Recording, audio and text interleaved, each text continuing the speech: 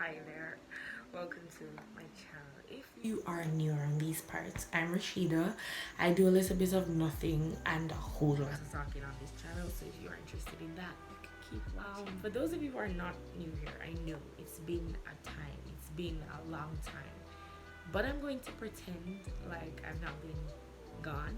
We're just gonna take that first. So I've had a weird relationship with football.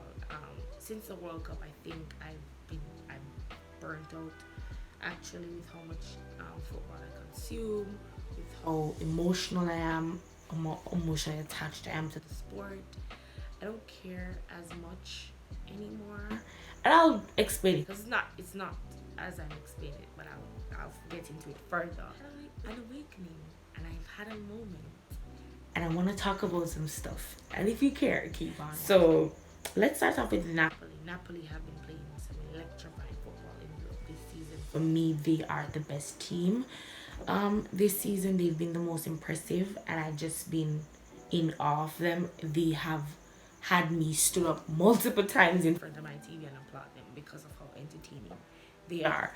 And we've seen them win their first Serie A title in the first time in 33 years. That is an incredible achievement. That is history.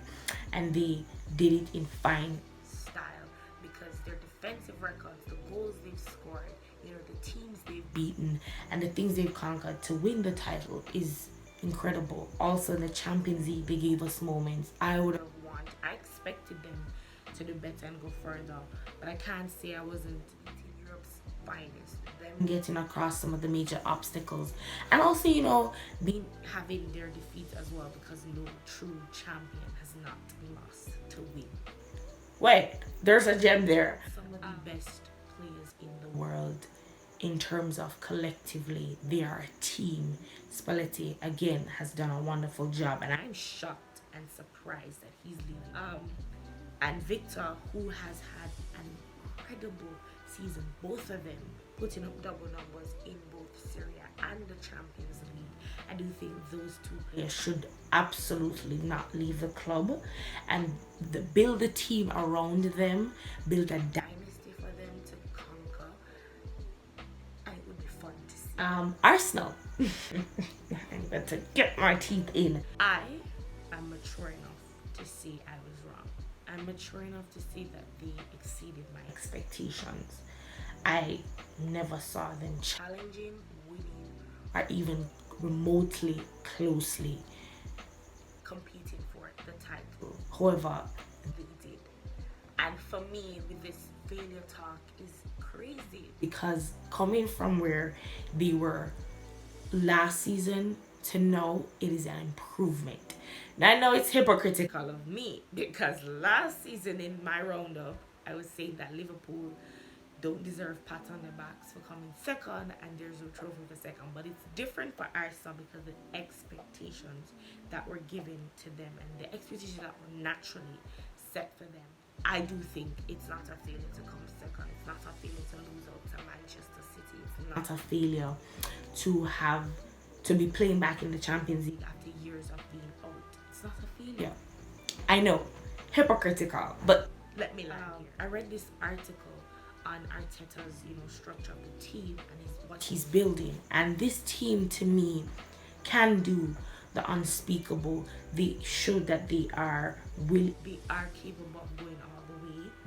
Again, they lost to a near perfect, a near undefeated team. I do think in the running to the title,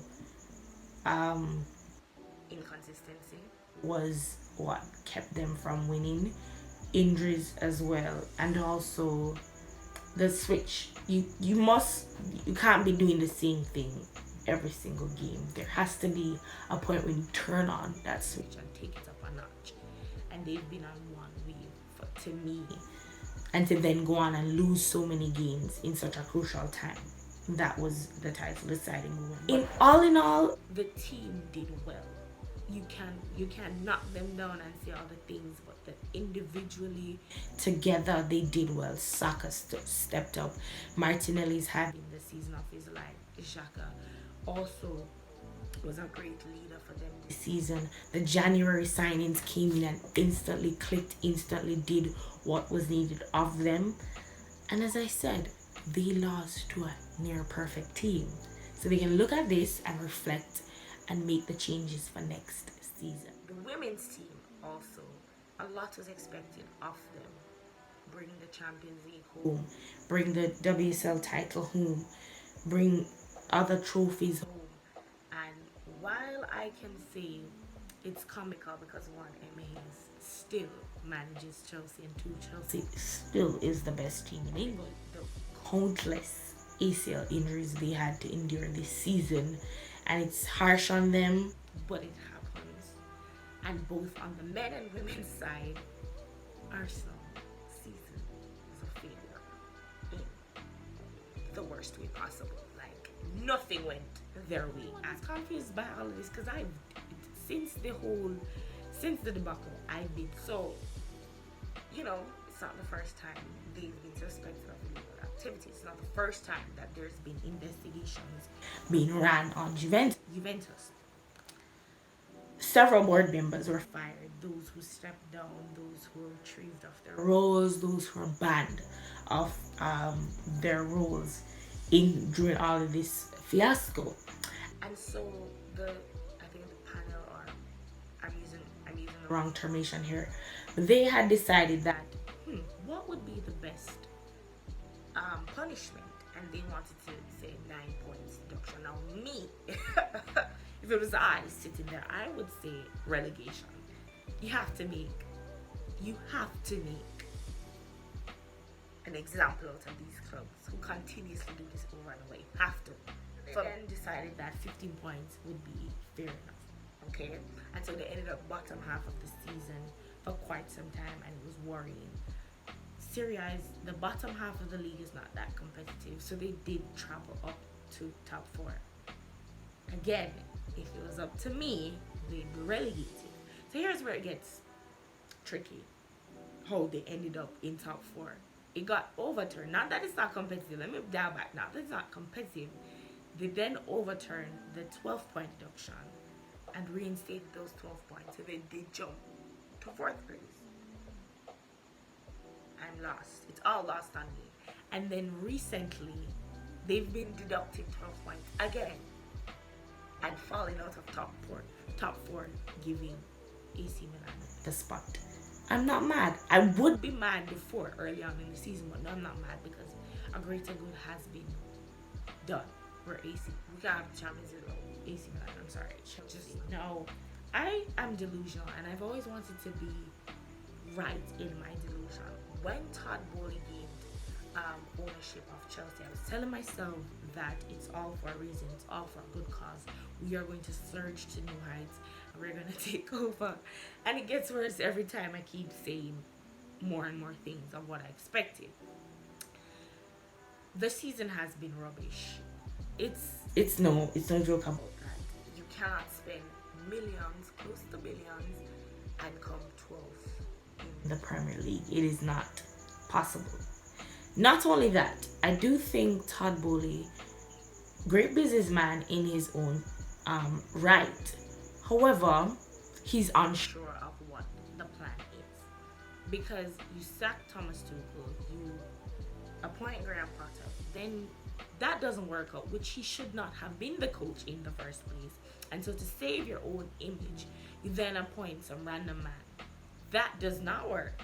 So you then go for a legend, a Chelsea legend, who will win the hearts of the fans, who have this deep connection, who always wanted him to succeed. And it doesn't work.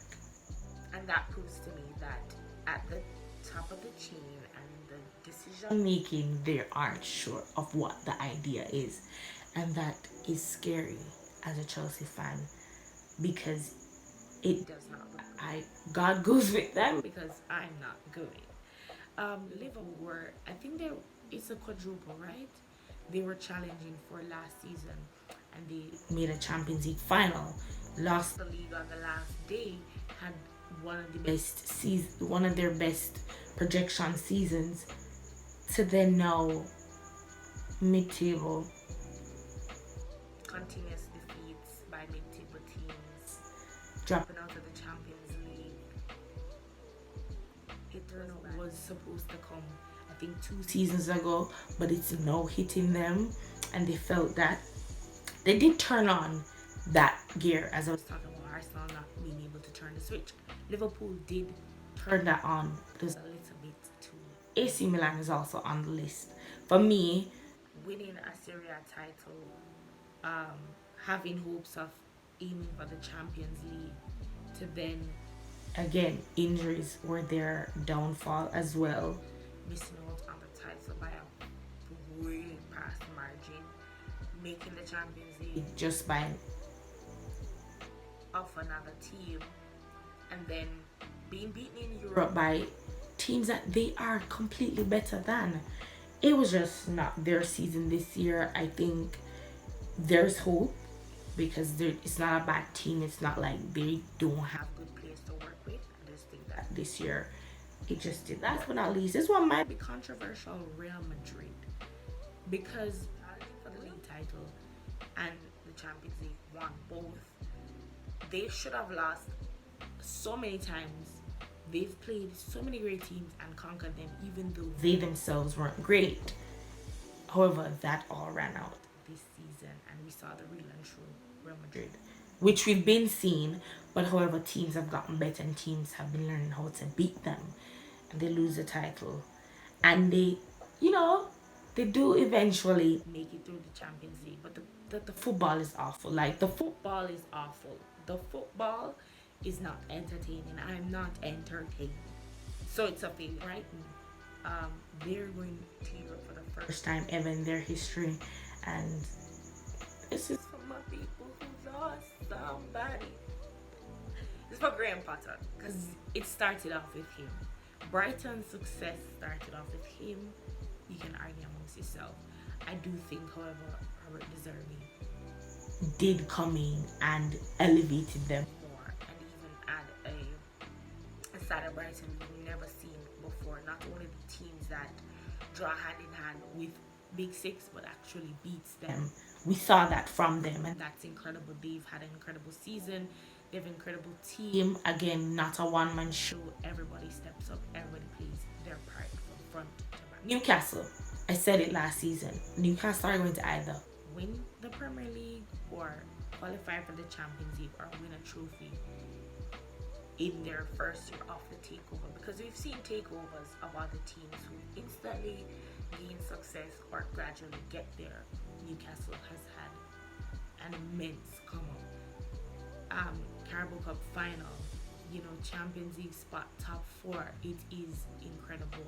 I commend the leadership for sticking with the decision of Eddie Howe, because they could have went any old route of going through the pass around coaches and say they're serial winners and pick them and try to go for instant success. But they built something with Eddie Howe, and he, I do think, is the right man for the job and has done an incredible job. They're also another team who has electrified individuals and also a great Aston Villa. Now, I was a bit shocked. I'm shocked at Unai Emery leaving Villarreal, because I saw something building there, and I do think they could have achieved more. But he has hit the ground running. No excuses, no millions of money spent, no pre-season, none of that. It's just hit the ground running, coming in. He's not a stranger to the league as well. And while it may have not worked at another team, and while it may have not worked in another league, this probably is where he needs to be. He strives best as the underdog, and the underdog they are going to Europe as well. My moment to shine. Italian teams doing well in Europe. It warms my heart. That video that I make will go down in history. The general public is catching on to it that Serie A 1 has gotten competitive, because they've had 4 different league winners in the past 4 seasons. And it's reflecting now on how they perform in Europe, because they've gotten over the best locally. They can get over the best internationally, and it's incredible. It's incredible. The Europa League, the Champions League, the Europa Conference League. There's at least 1 or 2. Italian team in the semi-final. It's a Women's World Cup year. This is something big for me. It's huge for me. It means the world. Seen it progress and seen it grow and seen it become this huge thing that is getting its support more and more every day. I'm excited for the World Cup. I'm excited for the numbers that's going to happen. I'm excited for the competition because teams have gotten better. The USA have won it back to back to back. I think the climate of women's football has changed. And while the USA might be favorites, I'm looking at England, who did well in the Euros, France, who has had a change of managers, Germany, personal favorite. So there's just so much contenders. Also, Jamaica's going to their second FIFA World Cup. So it's just an electrifying moment for me. I do think it's alarming the amount of ACL injuries that some of the women are going, who should have been going, or have met with. It's concerning, and we're gonna miss out on a lot of talent due to that. Unfortunate. Football. Bonnie Shaw, she is the top goal scorer in the WSL. Give her her tens. Give her her tens. As a Jamaican woman myself, I've been inspired by her since I was a child, and I'm incredibly proud of her, and I'm happy that she's getting her moment. She's also the first Manchester City player to score as many goals as she did in one season. Incredible. Again, give her her tens. Chelsea women's team are immaculate and amazing, but we need that Champions League. For a team that just did a four-peat back to back to back to back, and also the double in the FA Cup back to back, we need. But here's Barcelona Femeni. Let me say it in Spanish. Let me say it in Espanol. Barcelona Femeni. They are the monsters of Europe. I think every team that has met them has suffered a major battle, whether it's in the semi-final, final, quarter-final, whatever the case may be. They are the team to beat, and I need the ingredients, not ingredients. I need the secrets in how to beat them. Leon did, but I think that's Chelsea's major setback, beating Barcelona. Also, Chelsea is the Man City of women's football. They've won consecutively, and not that, oh, it's a walkover, because they've had to endure not being at top for some time and win it in the end. They've put in incredible work. Emma, is just a genius. She's a student and lover of football, and it shows in the work that she's done and the production that goes into Chelsea women's team. Haaland is great. I'm not surprised. Are you surprised? Are you not entertained? He's always been a record breaker since his days in the Bundesliga, Champions League as well. Ever since he was a child, he's been breaking records. I'm not shocked that he's broken this many records in the Premier League, and it goes to show how unserious this league is. Hardest league where? Toughest league where?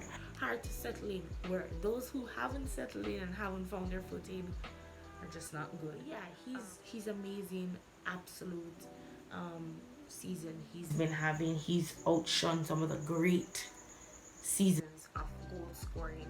He's outshone some of the greatest goal scorers the Premier League has seen, and it's incredible. But it leads me to Mbappe comparisons are comical. Like, I know you guys are fishing for a Ronaldo Messi moment, and we all want that, but it's a mismatch because they are not remotely one. The same players, they don't remotely play the same roles for their teams or their countries. Because let's say we put them head to head with each other. Let's say we go international. Haaland hasn't played at a World Cup or a Euros. Mbappe has the numbers, the records. Let's put them in leagues. They've not played side by side where we can compare the metric. The Bundesliga is different from League One. The Premier League is still different from League One. Champions League, if we put them all together, Mbappe dropped up. Well, if I was to choose between them, Mbappe is the better player. Case closed. Speaking of better players, the best player in the world changes every single week. When it's Champions League night and the lights are bright, when Karim Benzema steps up and puts on a masterclass and just does his thing, he's the best player. When Lionel Messi does his out of this world, alien like never been done before thing, best player. Mbappe always is the best player of, in my opinion. Then you have some rising gem, putting on a dribble fest, best player. Rashford at one point, best player. Like, and it leads me to another point, the Balon d'Or, France football. You guys have a record. You have a history. That's what it's a thing. And here's how I want it to play out. Kylian Mbappe is going to rank number 1 because he's done what no other man since Pele has done, and that is no easy feat. Winning the World Cup, ending the GOAT debates when he's already solidified himself, also putting up great numbers in League One in terms of assists. And in third place, Vinicius Jr. I think it's time Vinicius gets his shine for all the work he's been putting in. His numbers are there, his performances are there. Like, he's shown up and showed out time and time again. So let's give that young man his due praise. Yes, I've been talking forever. That's my roundup of what's on my mind, what's been on my mind. I hope you guys enjoyed the video. I hope I made sense. I hope it was, fun. Thank you.